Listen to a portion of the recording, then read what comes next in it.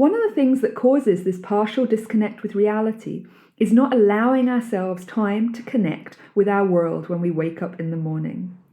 In the past, I have often felt this kind of back on the hamster wheel feeling, connected with returning to work after a break, holiday, or after New Year. Instead of having the luxury to wake up slow anymore, or to wake up to myself at all, I was once again hurried out to join a structure that required me to fit it. Our social structures are set to get you up and out and back into or back to work or school before you have a chance to really wake up. This means we are heading into our days often in a somewhat zombified state, a half-life, where we wake up later in the day, maybe in time for a coffee break or lunch, or even just in time to go home.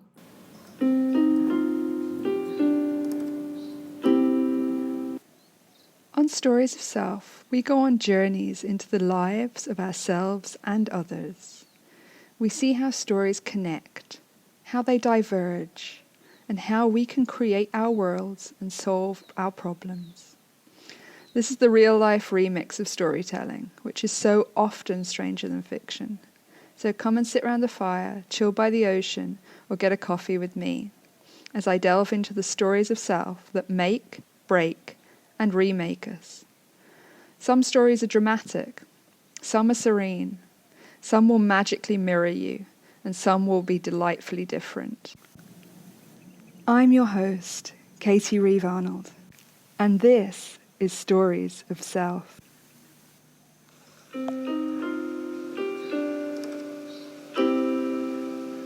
Hi, there's a bit of a storm here today, and that might form a backdrop to a bit of a stormy conversation about getting back on the wheel of life.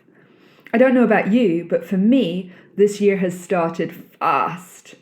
This has been awesome on one hand, because it has been the culmination of a lot of previous work coming together. But on the other hand, I do notice a need in me to be able to make space, to enjoy, notice, and be fully present in order to bring the best of myself to life, and in order to be able to receive the fullness of the joys from life. One of the things it has me remembering is just how fast and structured life can be, and asking myself, do I miss that? What is it good for? And what does it create that perhaps isn't so desirable? At its best, structure gives form from which freedom can fly. We can think of creativity as a fluid, floating, fickle thing. And I'm not saying it isn't. I have certainly spent enough time staring at a screen or a page without being in the creative flow to be able to recognize that my inner muse is prone to sometimes wandering off or falling asleep when I would actually like her to be fully present with me. But at the same time, as Picasso said, inspiration needs to find you working. And Van Gogh said, if you think you cannot paint, by all means paint, and that voice will be silenced. So actually, there is a real tangible benefit noted by many, if not most masters of many arts and disciplines, which suggests that one needs to be actively present in the activity one wants to do, engaged and working before the flow can meet us there. This may mean that there will be a lot of subpar art or never again looked at writing or days of missed kicks or hits in any sport. Structure becomes our commitment and dedication to creating the life we want, to being already what we are becoming. Devoting to this structure gives a double whammy of presence in the practice, so being there in the activity where inspiration can find you to bring something new through you, and practice in the presence, which is being fully engaged so that you can improve and grow by repetition. So this structure can be a very good thing. In fact, it can be essential to the ongoing choice needed to be what we want to be and express who we are through that. However, structure can also have a numbing effect too, with habit and repetition potentially cultivating a distance between the fullness of self and the activity, even to the point where an avoidance of the present can be created by a non-aligned activity that can actually lead to a leaving of the body. So leaving the body and basic processes in that task and place, while the mind either wanders free in a daydream or curls up somewhere out of the way where it doesn't need to be present in such a numbing task. This feeling of leaving the body is, at its most extreme, a dissociative disorder, a disconnection from reality in order to not have to suffer, tolerate, or be with it, while leaving behind some functional properties in order to get by and carry on living until the dissociative episode ends. These episodes can last days, hours, minutes, seconds, or maybe even just fractions of a second, depending on the issue that is the trigger for them and on the person who is experiencing the trigger. Much as in physical health, every body is different, in mental health, every energetic body is different, formed from a different past, living in a different present, reflecting different values, and creating a different future. So while there are trends and universalities to health, we all need water, air, sunshine. We're a bit like plants in that. We also all are holding our own personal pasts, tattooed under our skin and in our energetic frameworks. And from those pasts, we create the stories of our present and future. Have you ever experienced dissociative episodes like this? For how long? A few moments or longer? Maybe you aren't sure because you've never felt yourself going into these moments. Instead, you only felt yourself coming back from them, looking around, trying to reorientate, but you weren't sure from what. Have you ever seen someone else have an episode like this? Noticed them glaze over and seem distant suddenly? Maybe you noticed a trigger that led to it. Maybe someone seemed suddenly more linear in their function, less whole than they normally are. One of the things that causes this partial disconnect with reality is not allowing ourselves time to connect with our world when we wake up in the morning. In the past, I have often felt this kind of back on the hamster wheel feeling, connected with returning to work after a break, holiday, or after New Year.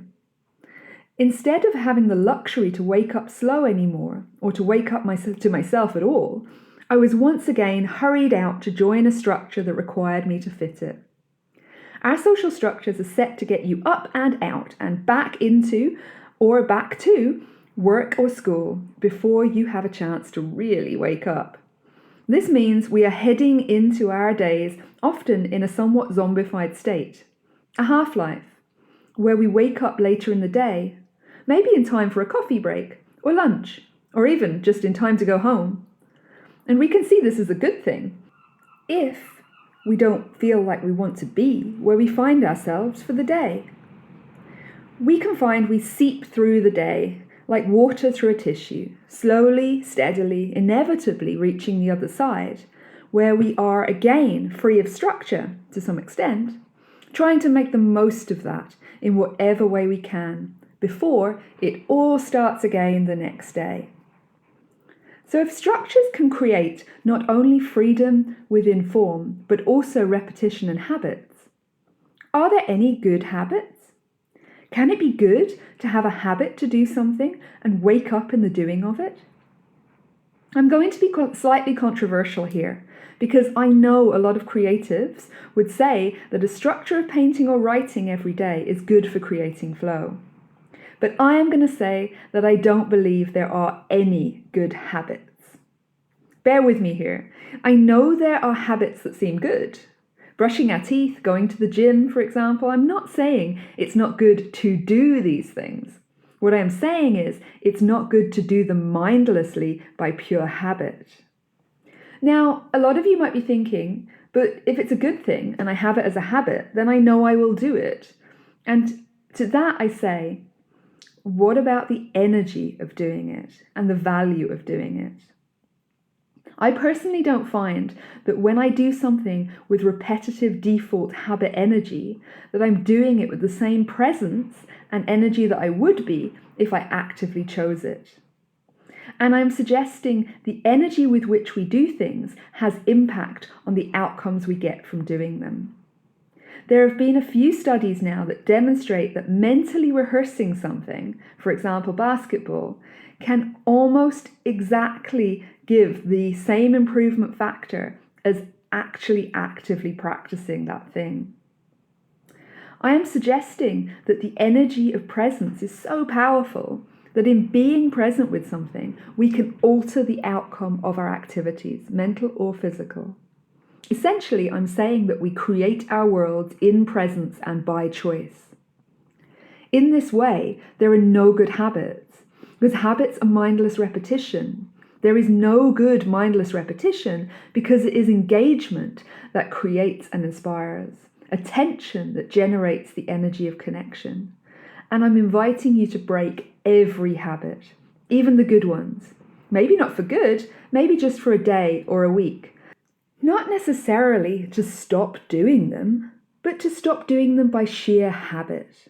To be present with them and to notice that the strength is not in the habit, the strength is in the choice. And I'm asking you to trust yourself, to be able to not do something only by habit, but to keep it up actively by choice. And this is key to a true freedom. The freedom is not in keeping it going, but in making it happen. Not in never faltering, but being able to write your path. Not that there is one right path for everyone, but there is your own right path, the one that feels more aligned and is more aligned with you. In the same way, true wealth is not in elevating your bank balance once, but in trusting yourself to spend it or lose it and to fill it again and again. So when we are present in choice, we are evoking something of great value. We are bringing something chosen through us into reality. This doesn't mean we have to always like what we are choosing to do above all else, but it means we are choosing to value it or value what it is connected with. You don't have to enjoy cleaning your teeth or going to the dentist to know you enjoy not having tooth pain and bad breath. And cleaning your teeth and going to the dentist is a choice. When we are not in this place of choice, when we are in a place of numbly following external structures, cloistered in habits, we often find we are not present, but rather we are, as we said earlier, slipping into a disconnected or dissociated state, where we are often very, very functional, but we are not there in the fullness of our energy or choice. And so both we and the situation we are in are poorer for the parts of us that are missing. I did have dissociative episodes like this in the past, and I will talk about it more in future stories of self too. But for now, if you want to notice whether you are in these episodes, then my advice is to practice noticing. Jung said, becoming enlightened is not about envisioning the light, but about making the darkness visible. How then to see something you currently may not? I moved through this several years ago in my own life, and it was the start of a liberation that not only saved me, it made me. It made me able to become all that I am, and as we move forward, all I can be and want to be. So how do we notice the unnoticed? How do we see what we previously had not seen? How do we pull the wool back from across our own eyes and step out of the illusion and into the real? Remembering reality is the only place we can actually be, do, or create anything we want in this human life. The first thing I did was practice noticing by setting alarms for myself. Now, you can get as annoying as you want about this, it's up to you. I recommend picking one day and setting an alarm for yourself every 15 minutes to start with. And each time it rings, notice where you are, what you are doing, how you feel, how present you are. Bring yourself back to the present if necessary and begin being fully present there every 15 minutes. If that sounds tiresome, don't worry. There's no way I suggest doing this for any more than one day. But this annoying chosen action to respond to the alarm every 15 minutes cracks the encoded pattern you are living by. This is what helped me to notice how often I was not fully present and how often I was slipping into time travel mode. And by that I mean living in my mind's recall of the past or projection of the future. If it sounds extreme, yes, It is a bit. Personally find that the more devoted you are to the change, the more quickly it will occur. So if you've listened to past episodes, you will have heard me advocating for jumping into chosen change. Because to try to change slowly makes a suffering of something that could already be done. So for just the waking hours of one day, even just breakfast to an hour before bedtime if you want, notice every 15 minutes. And by the next day, your capacity to notice will have grown hugely. It's not that you stop noticing after the first day is done. It is that you so devote yourself to change that you swallow your choice whole, by choice, and so bring it to life immediately. How many people made a New Year's resolution that you're struggling with or have already broken? Maybe instead you want to swallow this resolution whole, and in only one devoted day it will be done. It will be part of you. And from the next day, instead, set an alarm for just once per hour. To do the same thing. Each time it rings, notice where you are, what you are doing, how you feel, how present you are, and bring yourself back, if necessary, to being fully present. After a day or two of this, you will start to find noticing is natural, and you may have learned something important about how you are living and what is switching you on or off. It might surprise you. I, for example, was somewhat surprised to find my meditative run was actually switching me off. It wasn't meditative. I wasn't present. This is not to say I stopped running, although that could also be a choice, to vary the activity, to do a different kind of physical activity. But actually, I started being more present with the places I was switching off or in some way dissociating in a different way. For example, when running, I started focusing on my breath more, practicing the 5-4-3-2-1 grounding technique that I talked about in an earlier episode as I run. So try it for yourself and let us know here at Stories of Self if you notice any disconnected or dissociative episodes. Or do you notice them in the people around you? If you do, it's best not to address people about it head on. Rather, you can just notice and continue on your journey, leaving them to theirs. Or you could ask them how they are, or if they are feeling okay, or what's going on for them this week or today. You could suggest they might like to listen to Stories of Self. It's important to focus on living your own journey and to allow other people to live theirs. If we try to rescue people, we rob them of the more important experience of rescuing themselves. But that's another story of self for another time. By the way, these episodes are evergreen. By that, I mean they are not specifically related to any one moment in time, so they have ongoing worth, meaning anyone can listen to any episode at any time and find value within it. They are a library of life-changing choices that are free to dip into or resurrect at any time. So don't feel it's not worth listening to previous episodes or feel episodes have to go in a certain order. Start from here, go back to the start, dip in like potluck. All episodes retain their value. We are all telling our stories, and we are all telling ourselves stories about it all. Are you brave enough to walk with me into hearing, considering and understanding the stories we tell? Join me next time, where we'll be considering more stories and illusions and stepping into creating the freedom we desire. Every moment, we are who we are choosing to be. You choose you, because your story matters.